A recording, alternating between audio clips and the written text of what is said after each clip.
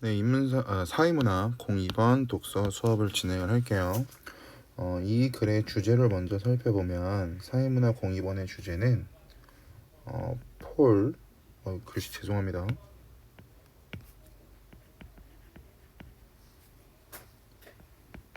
크루그먼이라고 하는 사람이 주장한 지리적 집중 모형이 이 글에서 말하고자 하는 주제라고 보시면 될 것 같아요. 같이 볼게요. 많이 어려워요. 기회비용, 경제와 관련된 용어들이 많이 나와가지고 좀 보실 때 꼼꼼하게 보시는 게 좋을 것 같아요. 일단 갈게요. 리카도의 비교 우위 이론에 따르면 일단 먼저 리카도라고 하는 학자가 주장한 비교 우위론에 대해서 알고 있어야 되는데, 이 비교 우위라고 하는 말이 나오면 문과 계열 학생들은 알 테지만 같이 나오는 개념이 뭐 있냐면 절대 우위라고 하는 개념이 있어요. 죄송합니다. 오타가 계속 나네. 절대 우위.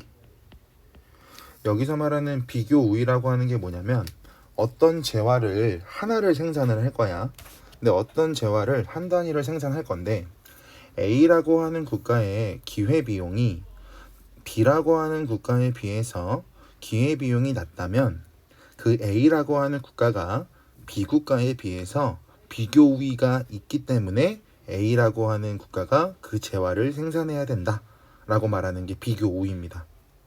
여기서 말하는 기회비용이라고 하는 건 우리가 흔히 들었던 개념 중에 하나인데, 여기서 말하는 기회비용은 어떤 재화를 한 가지를 선택했다? 그럼 나머지를 포기해야 되는 대가를 기회비용이라고 설명을 해요.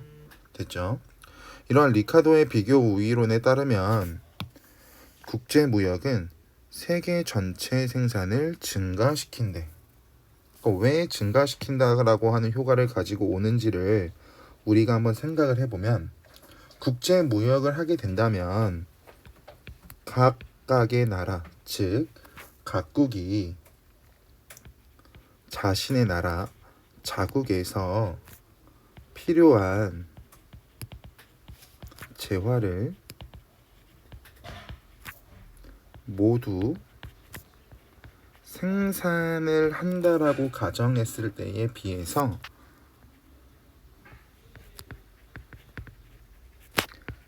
전체, 즉 A 국가 또는 각국을 제외한 세계 전체는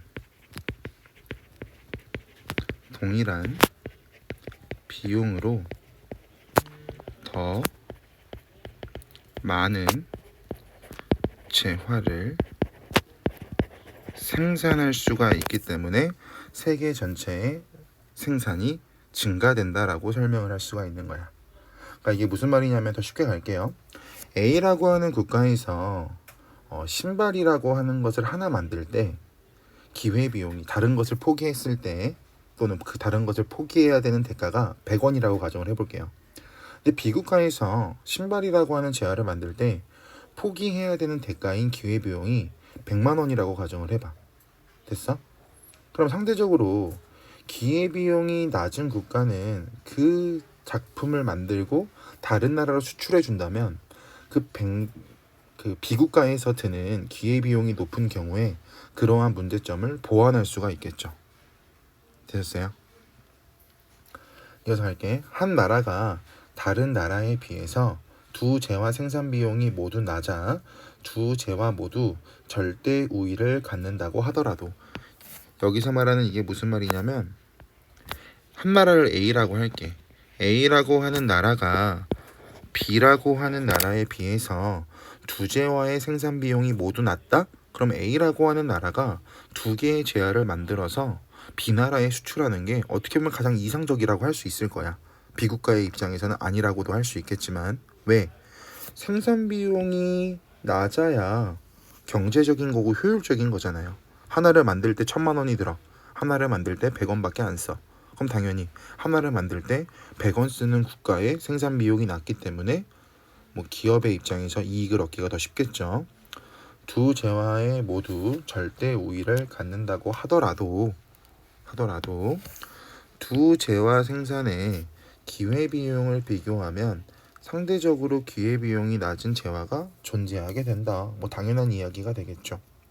그러니까 단순하게 봤을 때는 A라고 하는 재화와 B라고 하는 재화에 대해서 A라고 하는 국가가 생산하는 데는 우위를 점하고 있다고 한들 A라고 하는 나라에서 그 모든 것을 만들다 보면 당연히 생산량 자체가 줄어들 수가 있기 때문에 두 개 나라에서 동시에 만들거나 상대적으로 비교 우위가 우월한 국가에서 그것을 만들기 시작한다면 조금 더 경제가 더 성장할 수 있고 원만하게 돌겠죠.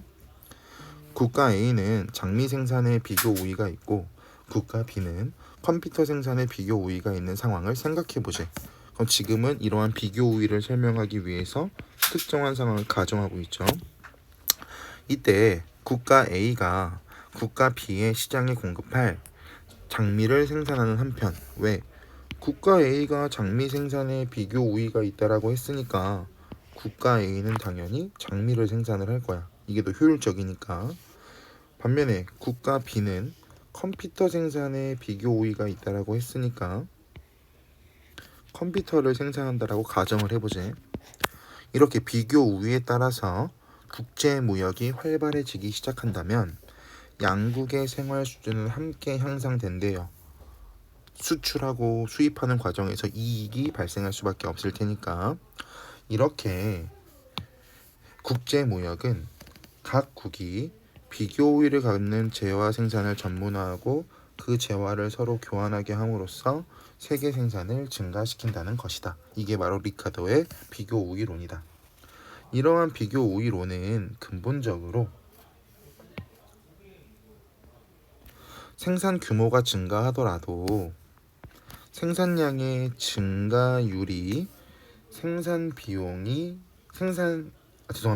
생산량의 증가율이 생산 비율의 증가율과 차이가 없다는 수확 불변을 전제로 한대요. 그럼 이게 두 가지가 거의 흡사하다, 비슷하다라고 할 수가 있대.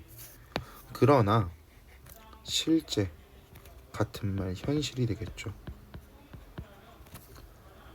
현실적으로 살펴본다면 많은 산업에서 규모의 경제라고 하는 것이 발생을 해서 생산 규모가 커지면 생산량의 증가율이 생산 비용의 증가율보다 커지는 수확 체증이 나타난대. 그러면 비교 우위라고 하는 건 수확 불변이 중요한 건데 실제로는 수확 불변이 아니라 수확 체증이라는 현상이 나타난다라고 설명하고 있는 거고요. 여기서 말하는 수확 체증이라고 하는 건 투입된 생산 요소가 많아지면 산출량이 증가한다라고 하는 게 수확 체증이라고 보시면 돼요. 그러니까 수확 불변이 비교 우위론의 전제인데 실제로는 수확 불변이 아닌 수확 체증이 나타난다 라고 보시면 되겠죠. 됐어요? 그럼 이제 이걸 설명하기 위한 또 가정이 나오겠죠. 사례, 예시. 어떤 재화를 일정 단위까지 생산하는데 필요한 고정 비용이 10단위, 한 단위의 재화를 생산할 때마다 비용이 1단위씩 추가된다고 가정해 본 데에 됐어요. 그럼 처음에 1단위를 생산할 때 재화의 한 단위를 생산하는 평균 비용은 고정 비용인 10단위에다가 재화의 한 단위 생산 비용을 더한 11이 된대. 왜 여기서 재화 한 단위당 생산 비용을 더한 11단위가 되는지를 생각해 보시면 결국 고정 비용 말고 한 단위를 생산할 때 필요한 생산 비용이 1이다라고 하는 것을 우리가 역산할 수가 있겠죠. 그러나 두 개를 생산한다라고 가정한다면 당연히 생산 비용이 플러스 2가 될 테니까 총 12단위의 생산 비용이 될 거고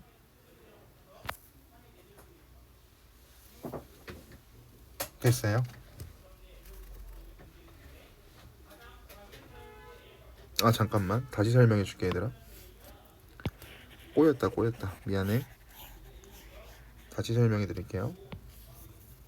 처음에 한 단위를 생산할 때 재화의 한 단위를 생산하는 평균 비용이라고 하는 것은 땡땡이 되겠죠. 고정 비용에 재화 한 단위 생산 비용을 더한 11개 단위. 고정 비용 10단위를 생산하기 위한 평균 비용은 11개 단위가 된다. 한 단위를 생산할 때. 그러나 두 개 단위를 생산한다고 한다면 한 단위가 추가가 된 거니까 총 12단위의 생산 비용이 들어간대요. 그럼 이렇게 됐을 때 12 나누기 12 단위의 생산 비용을 두 개 단위로 나눈다면 재화 한 단위를 생산하는 평균 비용은 6단위가 될 거고, 이와 동일하게 3단위를 생산한다라고 한다면 똑같이 나누기 개념을 하다 보면 줄어들 수밖에 없겠죠. 이런 것을 뭐라고 하냐? 수학 체증이라고 한다. 됐죠? 미국의 제조업 벨트 형성에는 이러한 수학 체증이 중요한 요소로 작용하고 있는데, 폴 크루먼은 중심 소재 나오죠. 지리적 집중 모형이라는 새로운 방식으로 설명하고 있다. 지리적 집중 모형은 공급에서의 수학 체증, 공급과 수요를 연계하는 수송비, 수요라고 하는 세 가지가 상호작용한다라고 하는 것에 기초한대요. 됐죠? 그럼 여기서 말하는 공급에서의 수학 체증, 공급과 수요를 연계하는 수송비, 이 수요라고 하는 것이 지리적 집중 모형의 구성 요소라고 해도 무방할 거고, 공급에서의 수학 체증이라고 하는 것을 위에 나와 있는 말로 적용해서 본다면 결국 이거야. 고정 비용이 클수록 아까 봤던 수학 체증을 적용하고 있는 거야. 수학 체증은 더 크게 나타난다.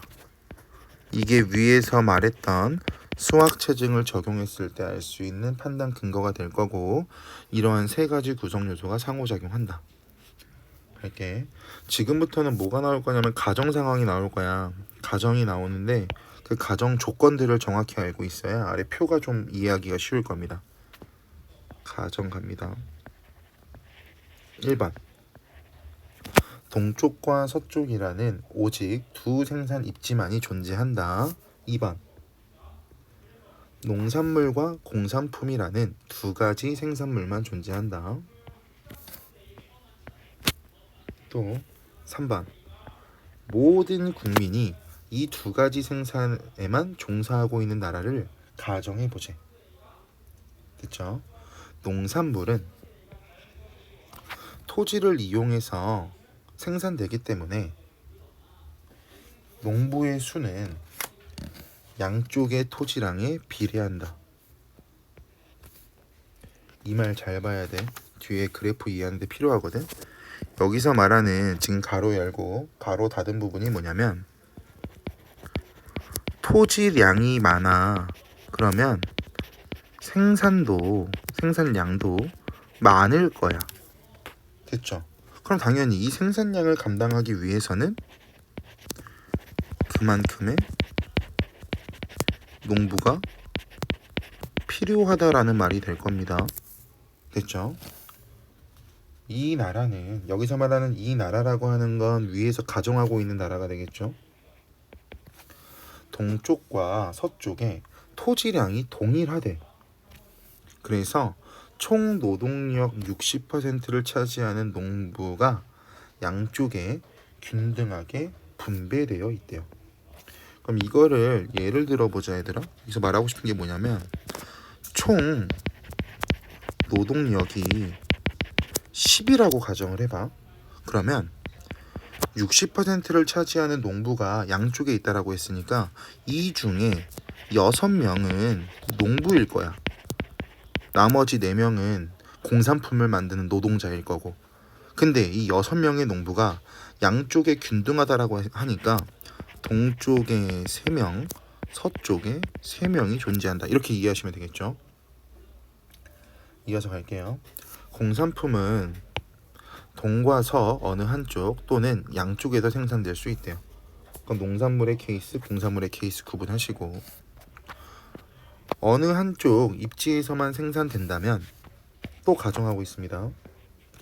다른 쪽 시장에 공산품을 공급하기 위한 수송비, 왜냐면 한쪽에서는 공산품을 만들지 않으니까 택배 보내는 것처럼 전송해 줘야 될 거 아니야.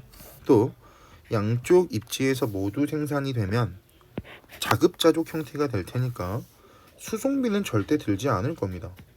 넘길 필요가 없겠죠. 하지만 공산품을 만들기 위한 공장을 만들어야 되기 때문에 동쪽에도 만들고 서쪽에도 만든다. 따라서 고정 비용은 2배가 된다. 공산품의 한 단위당 수송 비용은 1단위이고 한쪽에 공장 설비를 갖추기 위한 고정 비용은 4개 단위래. 그리고 해당 입지의 인구에 비례하게 되는 공산품의 수요를 총 10단위라고 가정을 했을 때 기업의 생산 입지에 따른 비용은 다음의 표와 같이 나타나게 된대요. 아래 볼게. 동쪽에만 모두 집중되어 있다라고 하고 있는데 일단 여기서 우리가 봐야 되는 건 총 수요가 10단이라고 했으니까 결국 총 구성원도 10명이 있다라고 가정을 했을 때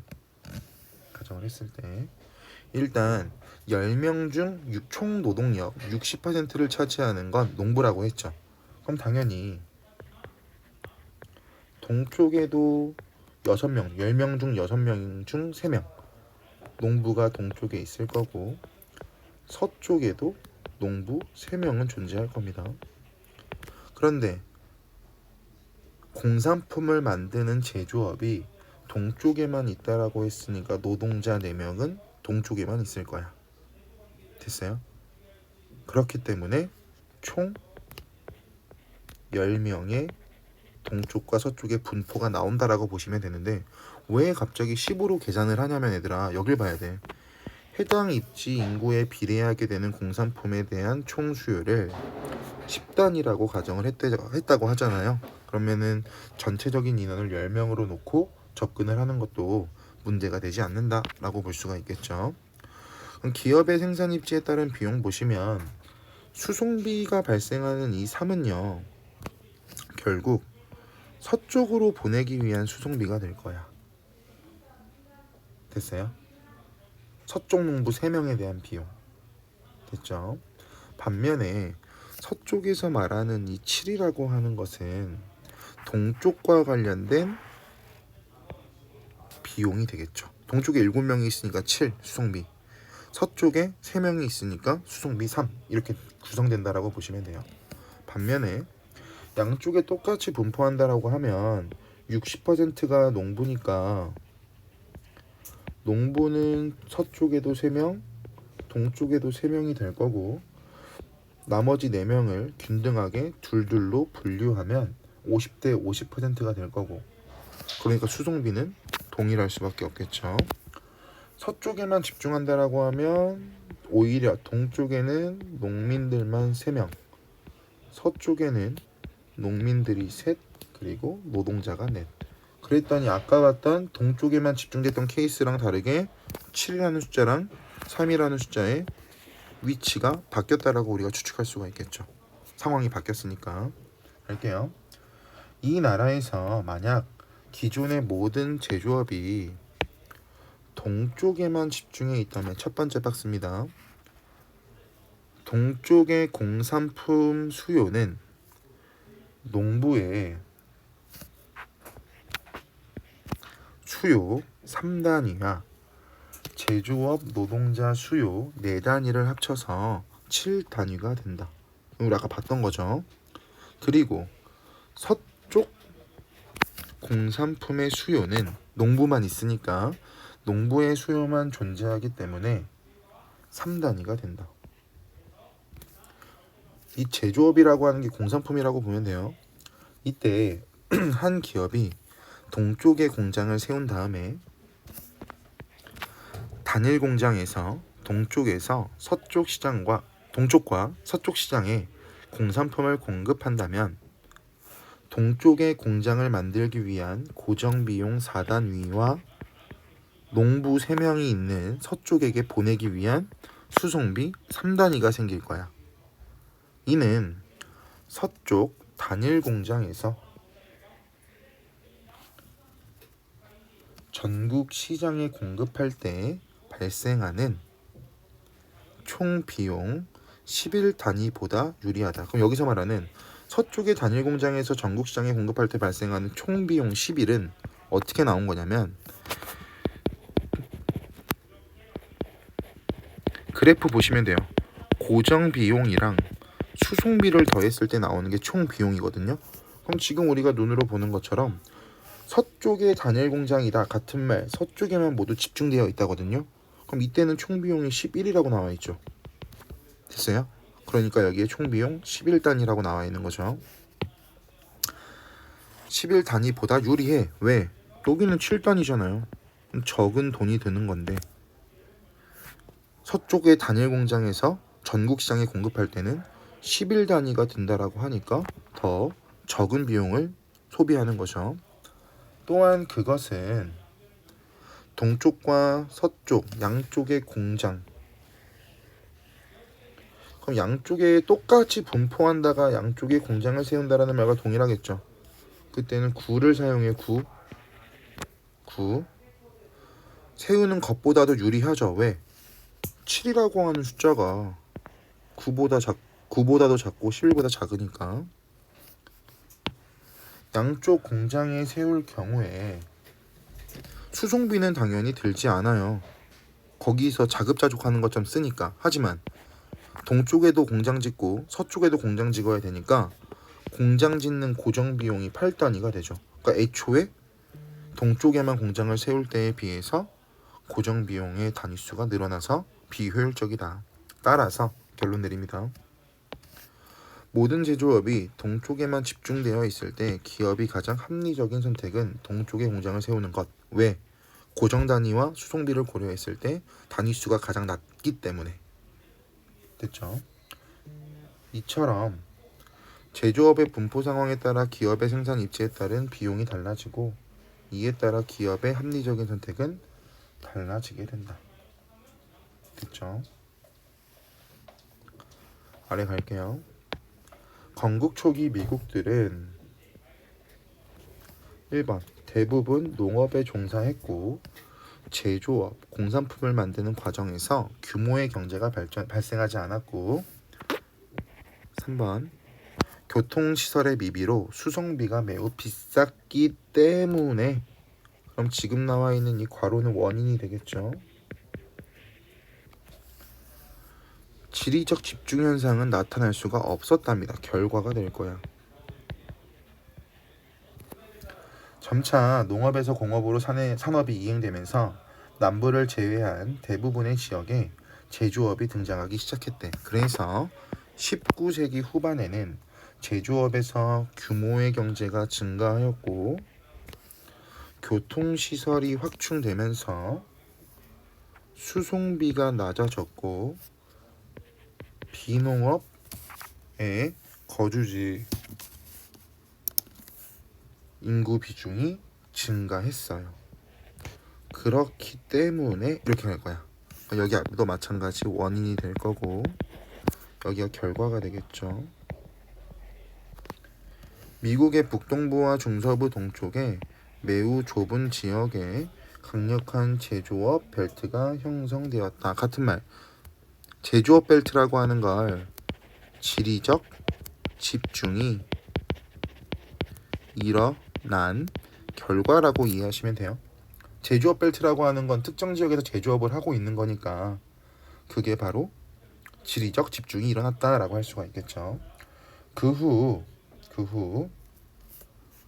새로운 토지와 새로운 자원이 서쪽에서 개발이 되고 남부에서는 노예 제도가 종식되어 노동력이 풍부해졌지만 오랫동안 확고히 자리를 잡은 제조업 벨트의 견인력이 너무 강해서 이 지역의 제조업 집중 현상은 계속 유지될 수 있었다. 그럼 잘 봐. 마지막 부분도 잘 봐야 되는데 그 후 새로운 토지와 새로운 자원이 서쪽에서 개발이 되고 남부에선 노예제가 종식되어 노동력이 풍부해졌다라고 하면 남부는 농업을 주로 하는 지역이 남부가 될 겁니다. 됐어요? 그러면 그 후라고 했으니까 이 부분에서 말하고 싶은 건 뭐냐면 앞에서 제조업 벨트가 형성되었다라고 했잖아요. 그럼 제조업 벨트가 형성될 수 있었던 초기의 조건은 여러분들이 방금 위에서 봤던 것처럼 북동부나 중서부 동쪽이나 제조업 벨트가 형성될 수 있다라고 하는 조건들이 세팅이 되었을 거야. 그런데 자원이 서쪽에서만 개발되고 노동력은 남쪽에서만 부각이 되니까 이러한 초기 조건이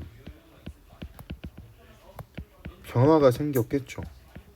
나누어지기 시작했을 거라고. 한쪽은 토지와 자원 개발, 한쪽은 노동력 풍부. 하지만 이미 확고히 자리 잡은 제조업 벨트의 견인력이 너무 강해서 제조업 집중 현상, 즉 지리적 집중은 유지될 수 있었다라고 말하고 있으니 결국 이거야. 어떤 상황이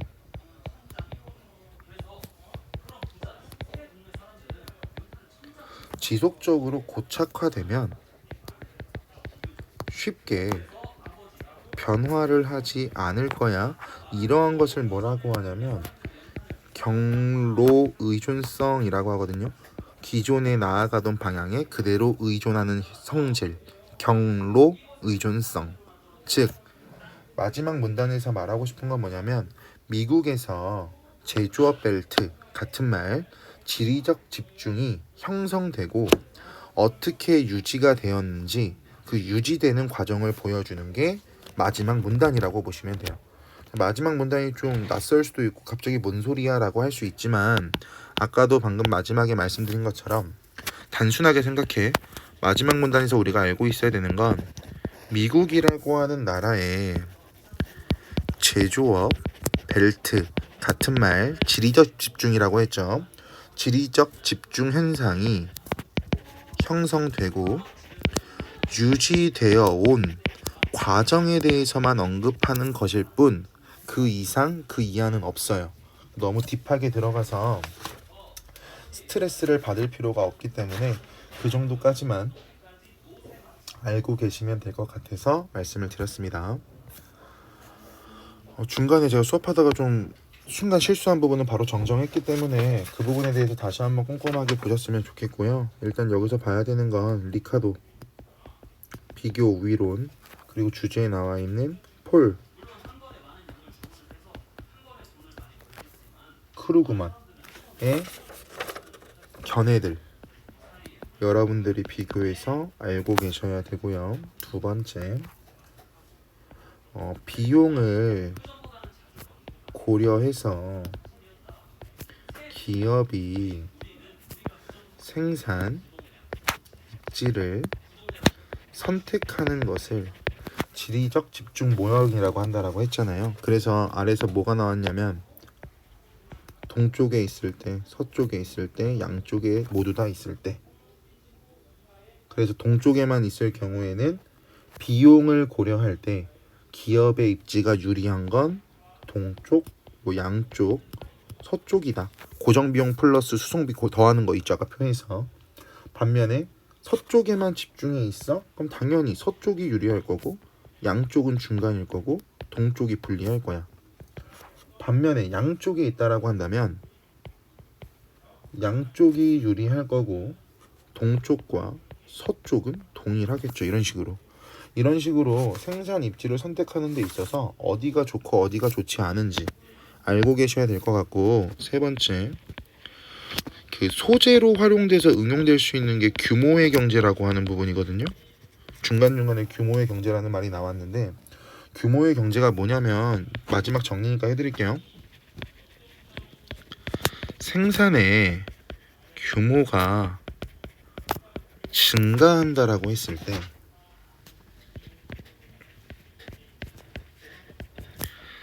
생산량이 증가하는 것이 노동이나 자본과 같은 생산 요소의 증가보다도 더 크게 증가하는 경우를 규모의 경제라고 설명을 해요. 그래서 이 규모의 경제에다가 그 비율적인 측면을 적용시켜 보면 그때 뭐가 나오는 거냐면 수학 불변, 아까 봤던 거, 수학 체증이라고 하는 게 비율적으로 적용하면 나오는 개념이거든요. 그래서 이 3번과 관련된 것도 여러분들이 정확히 알고 계시면 좋을 것 같습니다. 됐죠? 거기 나와 있는 어휘들, 뒤에 어휘 정리되어 있는 것들, 안 나와 있네. 어휘와 관련해서 모르면 질문 좀 하시고요. 이 부분은 아까 그 표 있죠? 표에서 가정해 놓은 상황을 이해하지 못하면 아무것도 적용이 안 될 거예요. 그래서 표에서 말하고 싶은 그 가정이라고 하는 상황을 정확히 잡으시고 접근하시면 좋을 것 같습니다. 여러 번 읽어보셔야 돼요. 이 부분은요. 아시겠죠? 고생 많으셨습니다.